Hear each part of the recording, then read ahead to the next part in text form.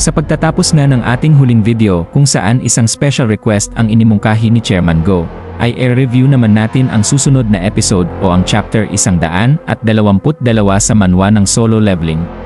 Ito nga pala si JB Hobby, sit back and relax and enjoy the video. Nagsimula ang chapter kung saan dumating na sila Jinwoo sa kanilang unang raid bilang isang guild. Wika ni Jinho, "Sir, hindi pa ako nakakita ng ganito noon.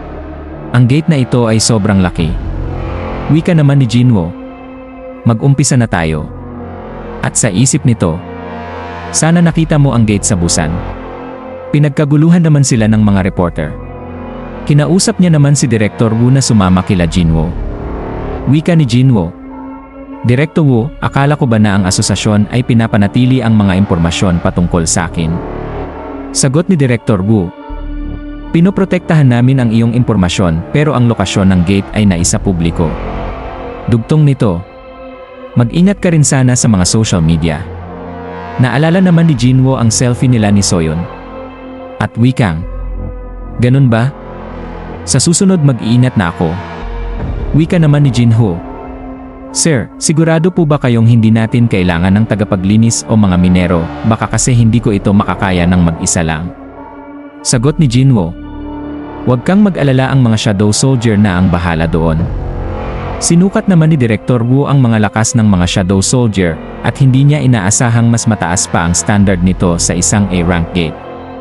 Sa isip nito, may rason naman pala ang request ni Chairman Go. Wika naman ng direktor na pwede na silang magpatuloy. Dugtong nito, meron pa palang isang bagay. Nagtanggal naman ito ng kanyang jacket. Nagulat naman sila Jinwoo at Jinho. Nagsuot naman ng armor si Director Wu at Wikang. Inutos ni Chairman Go na samahan kayo sa inyong raid para makumpirma na ligtas ang pagiging one-man raid party. "Maari niyo ba akong payagan na maging observer muna?" Sagot naman ni Jinwoo, "Walang problema, pero sigurado ka na ba dito?" Nagtaka naman si Director Wu sa sinabi ni Jinwoo. Makalipas ang ilang minuto, bakas naman sa muka ni Director Wu ang magkakahalong emosyon. Sa isip nito, ang mga naga ay mga A-rank na mga halimaw. Makikita naman dito na walang kahirap-hirap na pinaslang lang ng mga shadow soldier ang mga halimaw. Wika pa rin ito sa isip. Kahit mga batikang mga hunter ay nahihirapan kalabanin ang mga naga dahil sa taglay nilang lakas at magic. Pero ang mga halimaw na ito ay walang kalaban-laban sa mga shadow soldier. Lalo na sa sundalong iyon. Tinukoy niya naman si Igris. At naghanda na rin si Igris para umatake gamit ang Demon King Longsword. Hinawi niya naman ang kanyang sandata na nagpalabas ng kuryente. Sa isip naman ni Director Wu habang gulat sa nakikita. Isang mage class lang ang pwedeng magpalabas ng ganyang kalakas na kuryente, pero ang isang ito ay iniindayog niya lang gamit ang kanyang sandata. Umatake naman si Igris gamit ang malakas na kuryente na dumaloy sa mga halimaw. Wika pa rin ni Director Wu. Hindi sila A-rank na mga sundalo, mas malakas pa sila doon. Hindi ako sigurado kung may pag-asa akong manalo sa isang duelo sa sundalong ito. Isang ant soldier naman ang kumakain ng mga bangkay ng mga halimaw at sinipa naman ito ni Jinwoo at Wikang. "Ikaw, sinabi ko na wag mong kainin yan. Ang mga bangkay na ito ay mahal kapag ibinenta." Natuon din ang pansin niya sa mga sundalong nagmimina at Wikang. "Kayo dyan, wag niyong pabayaan ang pagmimina." Sa isip ni Director Wu, kaya niyang tapusin ang isang dungeon, kolektahin ang mga bangkay at magmina ng sabay-sabay. Hindi lang siya isang one-man raid party. Kaya pala gusto ni Chairman Go na makita ko ito. Nakarating naman sila sa dungeon boss. Wika ni Jinwoo, "Ang mga sundalong hindi nagmimina at nangungolekta ng mga bangkay ay maaari na kayong bumalik." Nagulat naman si Director Wu sa ginawa ni Jinwoo. Wika nito, "Bakit mo sila pinabalik? Hindi mo na kailangan magpagod para labanan ito." Wika naman ni Jinwoo habang inilabas ang kanyang dagger. "Kung aasa lang ako sa mga sundalo ko, mawawalan ako ng pagkakataong patayin ito." Humakbang naman ito at umatake na rin ang halimaw. Dumaan naman si Jinwoo sa katawan ng halimaw at mabilis itong umatake. Madali namang nahiwa ni Jinwoo ang ulo nito na nagpagulat kay Director Wu. Sa pagbaba ni Jinwoo ay namatay na rin ang halimaw. Natuwa naman si Jinwoo nang maabot niya ang level 101 at nag-level up din ang mga skills nito. Sa isip nito, Nag-level up ang mga skill niya at nabawasan ng 1 oras ang kanyang shadow displacement. Dugtong nito, kung ipagpapatuloy kong i-level up ito, mabilis ko na lang mapupuntahan sila Gina at ang aking inay kahit saang sulok man ako ng mundo.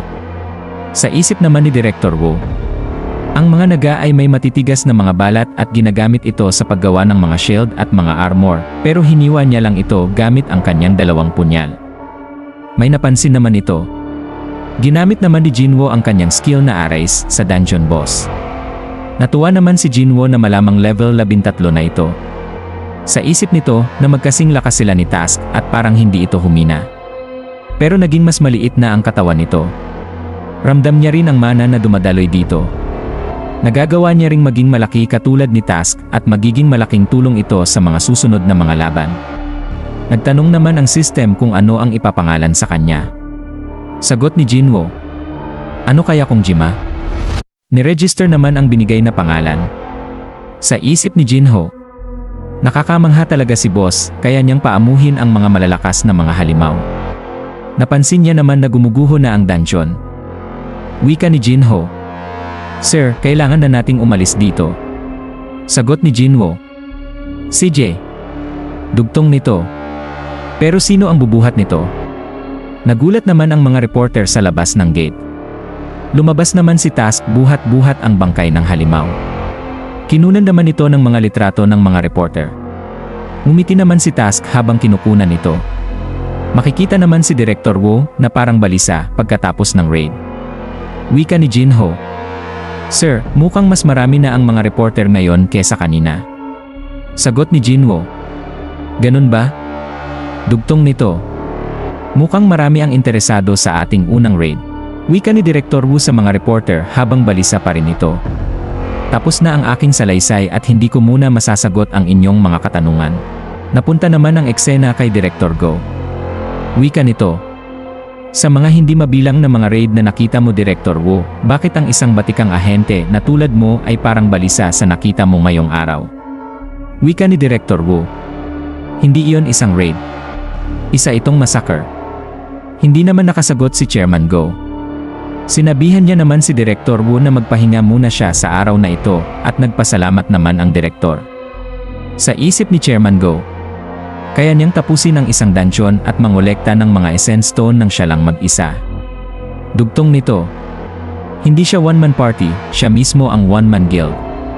Napangiti namang wika nito na, mukhang tama talaga ako. Mukhang isa itong pakmalawakang pagbabago sa industriya ng Hunter, hindi lang sa Korea kundi sa buong mundo. Nalipat naman ang panel sa Tokyo, Japan. Makikita dito ang gulat ng mga tao sa nakikita nila. Isang tahimik na hapon lang sana ito, ngunit may isang hindi masukat na gate ang lumitaw na halos sakupin ang buong syudad. At dyan muna natin tatapusin ang video at see you sa mga susunod na mga episode. Kaya kung nagustuhan mo ang video na ito ay mag-like, comment at mag-follow ka na rin sa aking channel for more videos like this. Muli, ito si JB Hobby. Peace out!